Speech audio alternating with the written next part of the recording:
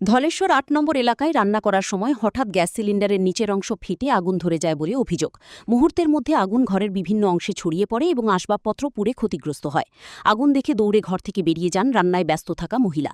মুহূর্তের মধ্যেই আগুনে ঘরের সমস্ত কিছু পুড়ে যায়। খবর পেয়ে জিবি ৭৯ থেকে দমকল বিভাগের ২টি ইঞ্জিন দ্রুত ঘটনাস্থলে ছুটে আসে এবং আগুন নিভিয়ে দেয়। দমকল কর্মীদের তৎপরতায় ভয়ানক ক্ষতির হাত থেকে রক্ষা পান পরিবারের লোকেরা। আমি যখন বারে বারে কোন জায়গা পরে আমি করছি আমি কোন জায়গা গন্ধ বাইর খুলতাম লছি ঠাস করে নিস্তার আগুন ডাই পড়ছে। খুললে তো অফ হইব না, অফ হওয়ার টাইম দিচ্ছে না আমার, এটা নিচে দাগ নাই পড়ছে।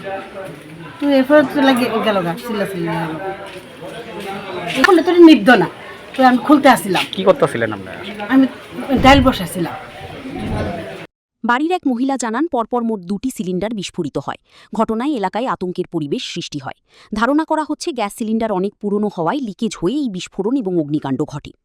Bureau report, news now.